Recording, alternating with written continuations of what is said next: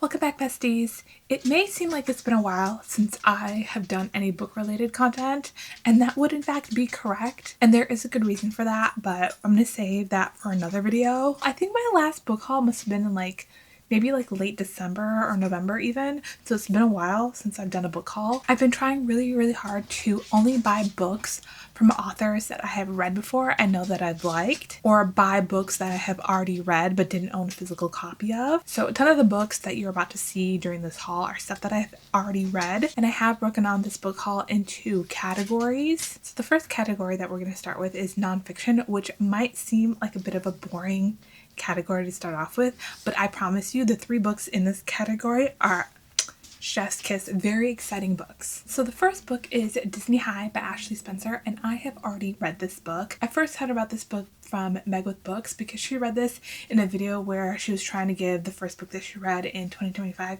5 stars, and this immediately had my attention. So Disney High is about the rise and fall of the Tween Empire and Disney Channel. And I think that really is the tagline, the untold story of the rise and fall of the Disney Channel's Tween Empire, literally what I just said. This book begins in the early 2000 era and follows it all the way through, I think, through Demi Lovato and Camp Rock is what it's saying. So this is following when Even Stevens started, Lizzie McGuire, That's So Raven, The Sweet Life of Zack and Cody, High School Musical, Hannah Montana, The Wizards of Waverly Place, The Jonas Brothers, and like I just said, Demi Lovato. If you were raised on the Disney Channel like I was, this book is for you. I think I first started watching the Disney Channel when Lizzie McGuire came out, and I was very young at that age. I don't remember how old I was. Maybe I was in middle school, and then followed it all the way through High School Musical. And when High School Musical came out, that's kind of when I stopped watching the Disney Channel. Hannah Montana, Wizards of Waverly Place,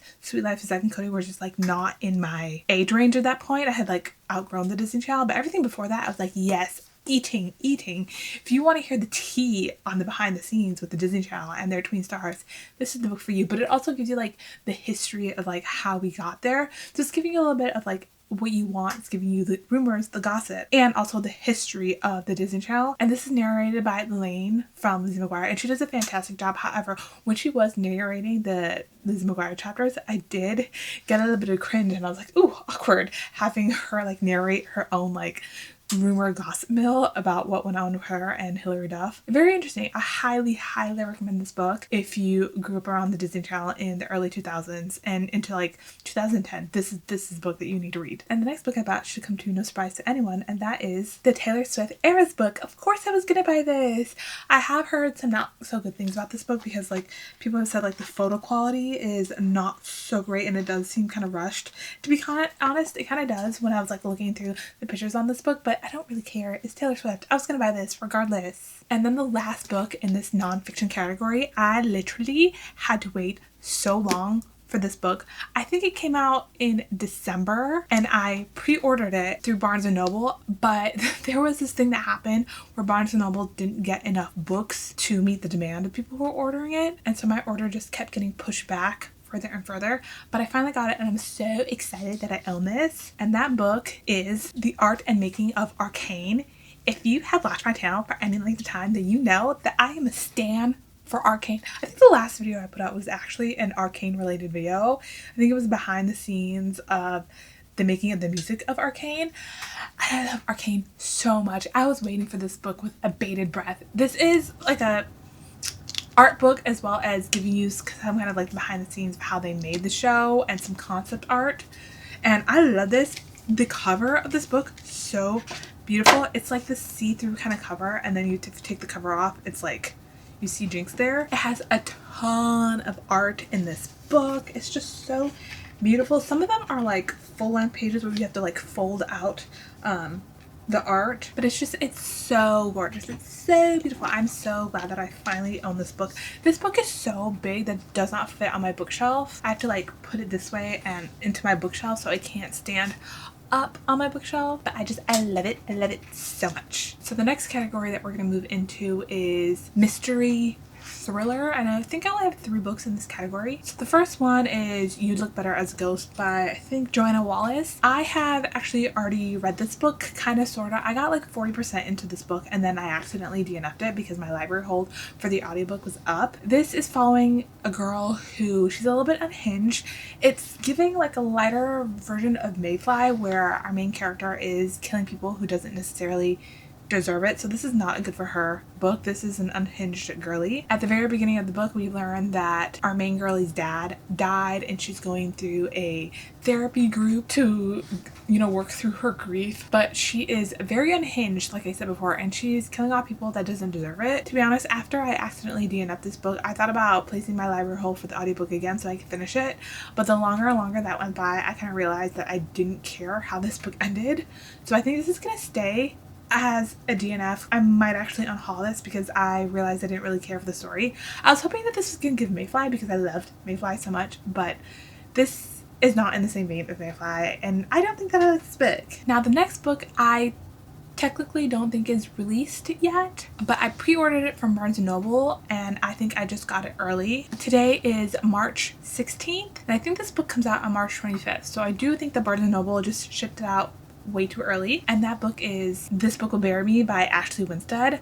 This is Ashley Winstead's time to redeem herself because I think the last book I read by her was Midnight is the Darkest Hour. That book was so bad. It was like one of my most hated books of 2023, I think. I truly don't know what this book is about. I know that it is a mystery thriller, but I could not give you much more other than that. I bought this purely because I have loved the other Ashley Winstead book that she wrote, The Last Housewife, loved that, and In My Dreams I Hold the Knife. That was a 5-star book for me. So Ashley Winstead really needs to make a comeback for me in order for me to keep buying her books. And then the last book in this category is Kills Well with Others by Deanna Rayburn, and it still has the half price stickers on there. Hang on. I think this is supposed to be kind of in the same vein as a Thursday Murder Club, where there is a murder and people are trying to solve it. I don't know anything much more about this book other than that. The only reason I bought this because it's by Deanna Rayburn, and if you know me, you know that I love the Veronica Speedwell series, and I know for a fact that Deanna Rayburn does mystery really well because of Veronica Speedwell. I'm so sad that Veronica Speedwell is over now, but I want to read more of Deanna Rayburn's work. So when I saw this at half price, it's like, let me pick it up, let me give this a chance and see if she writes well outside of Veronica Speedwell. And then the next category in this book haul is going to be fantasy. And the first book is The Unmaking of June Farrow by Adrienne Young. I have read one Adrienne Young book before, and that's Spells for Forgetting. I think I gave that book maybe like a 3 stars. I love like the vibes and the atmosphere that Spells for Forgetting was giving. It's just some of the story and the plot line kind of like fell through for me, so I was hoping to give Adrienne Young another chance. I do know this is like another vibey kind of story where there's the main character, her mom dies, her grandmother takes her in and raises her, and then she realizes there is some suspicious surroundings as to how her mother dies, and I think there's also a curse placed on this family. I hope this is another like vibey type book, but the plot and the mystery is hopefully done really well because I really did like Spells for Forgetting. It's just some of the plot in that book had me shaking my head. And then the next book is a bit of a thick one, and that is Quicksilver by Callie Hart. This is a book following a woman named Sarah. She lives in kind of like this desert town, and there is this queen who oppresses her people, but then one day Sarah accidentally opens the portal between her and the Fae world, and that is where she meets the main guy, Kingfisher, and she's told she has magical abilities to open up portals, so she's in the Fae to kind of learn about the Fae and her magical abilities. And this is like a romantasy. I'm like 130-ish pages in, and we're just now like getting to like the real meat of the plot, and we've got to know Kingfisher just a little bit, but the romance part hasn't kicked off, which is fine. I like a slow romance. The bookmark that I'm using for this book right now is not my favorite bookmark. My favorite bookmark is the one that came with Brandon Sanderson's book. What is that book called again? I think it's The Silent Man, and it's this very sturdy bookmark that I somehow managed to lose. I don't know where it is, and that makes me really sad, and I don't think that you could get another one online. So RIP to that bookmark. But so far, I'm like loving Quicksilver. It's getting me out of my funk. It really is. And then the next book is Emily Wiles' Compendium of Lost Tales, and this is the last book in the Emily Wiles series. I love Emily Wilde series. This is following Emily Wilde, who is a dryologist, so a professor of the Fae, and Wendell Bambleby, I think that is how you say his last name, who is her colleague, and Wendell is a king or royalty over his Fae world, and they both, Emily and Wendell, are trying to get him back to his kingdom and get him back into power. And like I said, this is the last book in the series, which makes me really sad. I love the first two books, and I have started reading this one. I think I made it halfway through before I realized I need to put this one down. Not because it's bad, but because it does reference a lot of stuff that happened in the previous two books, and when I was reading I was like, I don't remember what happened in the previous two books. So I think I might need to read at least the second book in order to understand what's going on here. I'm putting it down for now. I will be picking it up. I just need to reread the second book. The next book is Someone You Can Build a Nest In by John Wiswell. Yeah, John Wiswell. And this is following our main character, Shishashan, and she's kind of like this blob monster who at the very beginning of the book, these two soldiers sent by, I don't want to say she's royalty, but she's in charge of, you know, her section of land. And these two soldiers were sent to kill Shishashan, and they wake her up in the middle of her hibernation. And Shishashan is like, what the fuck? That is rude. And this is when she learns that she has placed a curse over the people of this land where like the family that's in charge is like destined to die, and Succession's like, I did no such thing. And she also meets this wonderful woman Homily because the soldiers injured her, and Homily takes her in, and there's a lovely romance between Homily and Succession. Also, this is not a cozy fantasy because it does have high stakes, but I absolutely love this book. I gave it 4 stars when I read it initially, and now that I'm thinking about it, I think it deserves a 5 stars because I love this book, and it's done so well. There is a lesbian relationship in this book, and there is asexual representation. The more that I read this book and when I finished it, the more I was like,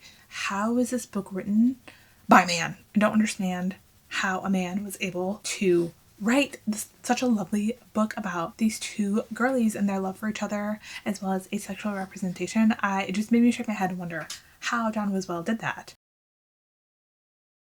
Sorry about that. My battery died, but now we're back. And then the next book I bought was Invocations by Crystal Sutherland. As you can tell, it's been a while since I've looked at these books. And actually, I've already read Invocations for a video that I was maybe still planning on doing. I don't know. This is a witchy urban fantasy type of book. I've read it so long ago at this point that I'm struggling to remember what it's about, but let me just try. We are following one girl who is like a magical savant, and she's able to write invocations, which are like these spells or magic that is like placed on your body that gives you a certain type of power. And then we're following another girl who fucked up her invocation that she did, and now she is struggling with the repercussions of that. And then we're following another girl whose sister died, and this girl is trying to bring back her sister to life. But all 3 of these women are connected by this mysterious happenings about the people who have invocation placed on them that are going mysteriously dead or missing. I read this book earlier this year, I think maybe in January, or maybe even in December,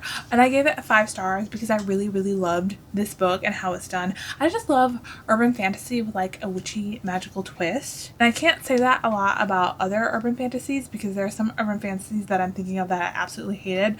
Looking at you, bride. There was just something about this one that worked so right for me. And then the last book in this category is The Tainted Cup by Robert Jackson Bennett. And I believe that this is like a fantasy mystery type book. At the very beginning of the book, we're following this like detective, or kind of like wannabe detective. I think he's still like apprenticing, and he arrives at the house where this man has been killed, but there's like a tree that has been impaled or grown through him.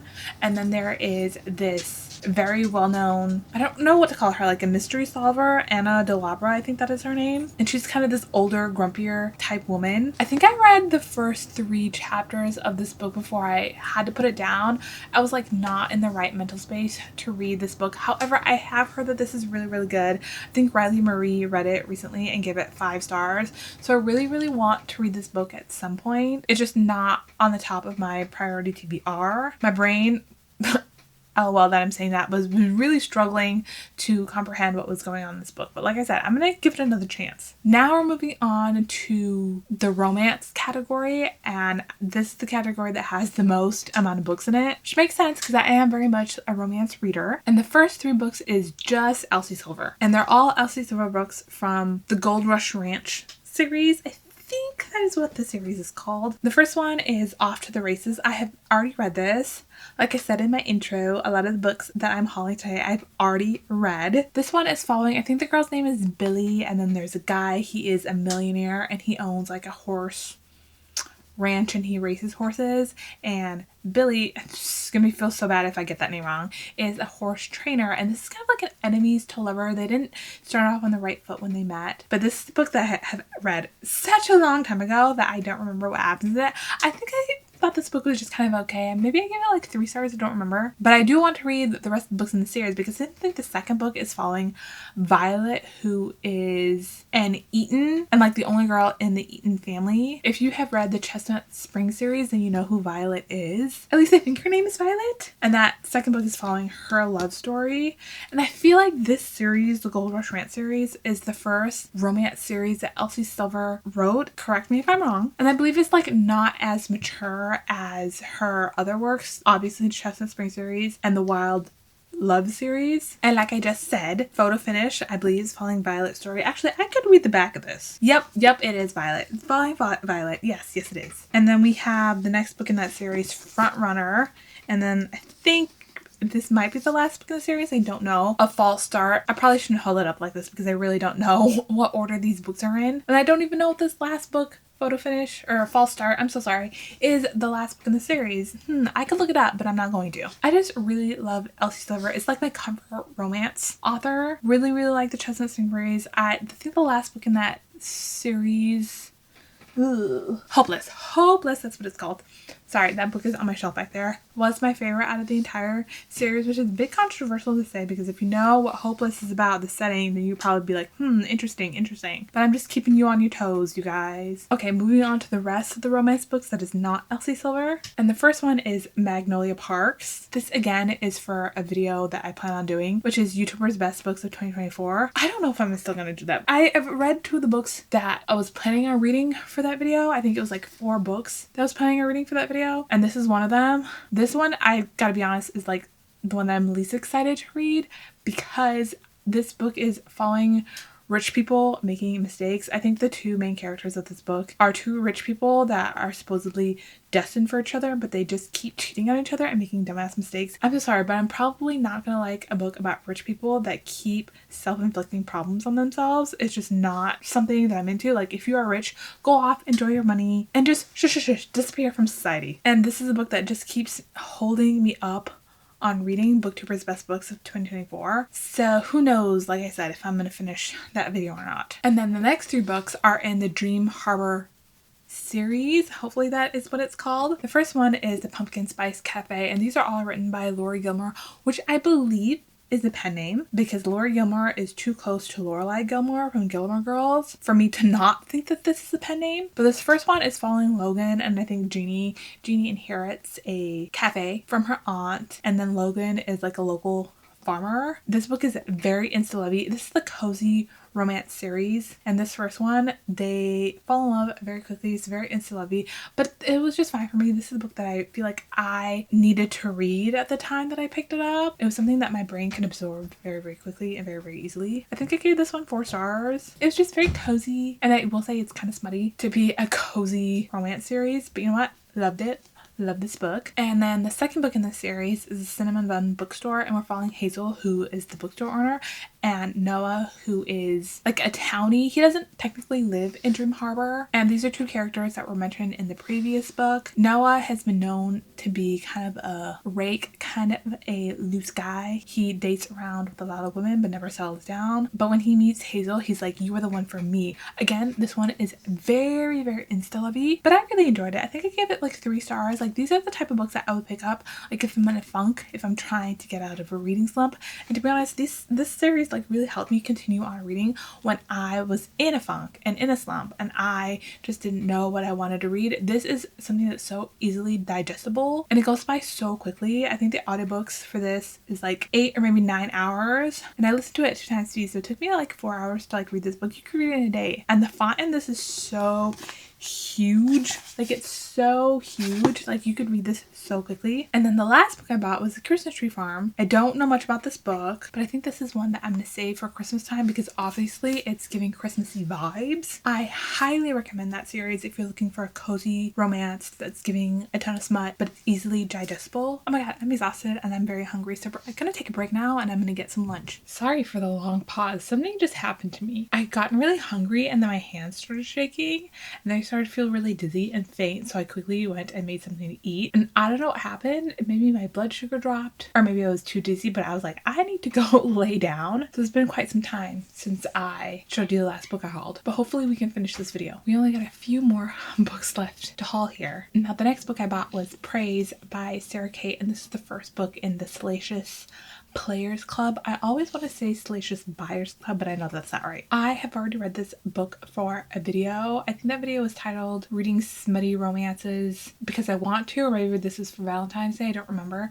But this is following a group of people that own a like kink club. So this book is following Charlie, and Charlie used to date Beau. They had just recently broke up, and Beau's dad is Emerson, and this is ex-boyfriend's dad trope. So Charlie gets into a relationship with Beau's dad, Emerson, and Emerson is one of the owners of the kink club. Like I said, I recently read this for a video, so if you are interested in what this book is, you can go watch that video to find out more about this book. And then the last book in this romance category is Pucking Sweet by Emily Rath. You're probably wondering, why did you buy that book? Because if you know me, you know that I did not like pucking around, but I recently read Pucking Wild and I liked that book. I gave it, I think maybe 3 or 4 stars. I'm all about giving authors and book series a second chance. So because I liked Pucking Wild, I decided to buy this book. I am not sure if I have already hauled this book in a video. You'd think I'd be more organized with book hauls, but I'm not. Okay, now we're moving on to my favorite category, which is special editions / sprayed edges. Now the first book here is Butcher and Blackbird, and this is a sprayed edition copy of it. It has like shiny pink sprayed edges. Again, I don't know if I've already hauled this book in the past, but this is a serial killer dark romance love story following Butcher and Blackbird. They are both serial killers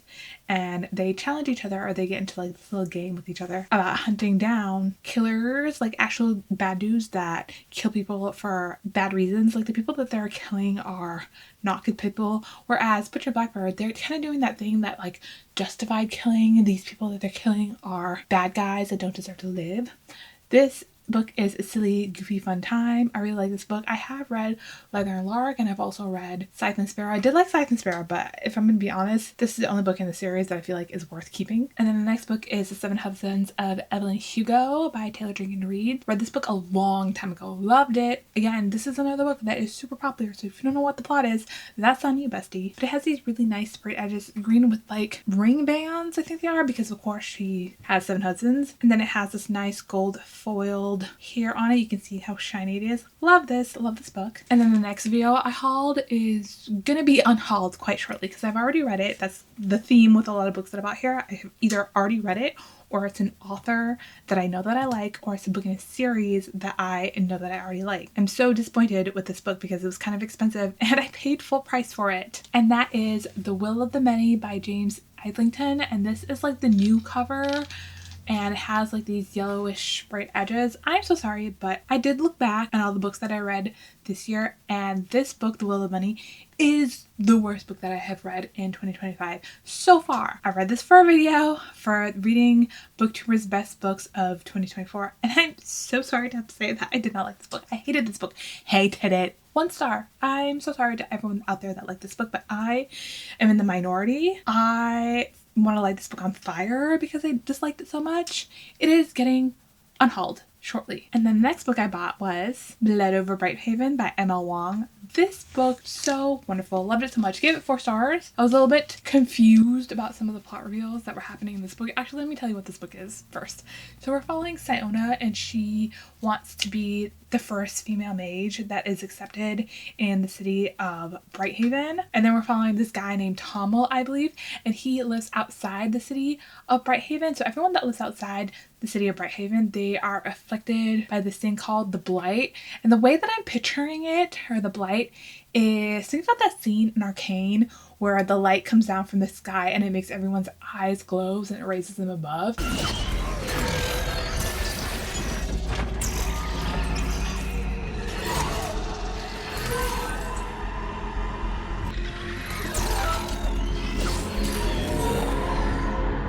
also in this book, that light makes them explode. So the blight comes down to kill you, and it like basically saps every like living source, not just humans but animals and plants. And so Tomil and his family is trying to escape the blight and get to the city of Brighthaven, where they know they're going to be safe because that's the only city that is safe or protected from the blight. And that is where he meets Siona, because he is working as a janitor. And the magic system in this world is kind of confusing, because Siona's job is to find pockets of magic outside of her realm to power the city of Brighthaven. And the way that she does that is by using like, the best way I can think of describing it is a magical typewriter. And because Siona is a female mage, all the other men are complete dicks, and she needs like an assistant. And the men are like, what about Tomil? He works as a janitor here in the city. That will be your assistant. And instead of her taking that as a slight, she's like, I will make the best out of this situation. There's lots of twists and turns in this book. If you read this book, it will fuck you up, I'm gonna be honest.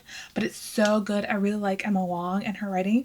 And this makes me even more excited to read Sword of Cayenne, because I think that's another standalone by her. It's just, this book's so good. It's so good. Everyone should read this book. And then the next book I bought was Sword Heart. I don't know why it took me so long to think of the title of this book, but Sword Heart by T. Kingfisher. And this had this like lovely teal sprayed edge. So we are following a woman, I don't remember her name, I read this book such a long time ago, but she finds out that the wealthy man that she's been caretaking for leaves her his entire fortune, and she inherits everything. And then that man's family is pretty mad, and so they threaten her and tell her like, you need to sign over the inheritance to me and my family.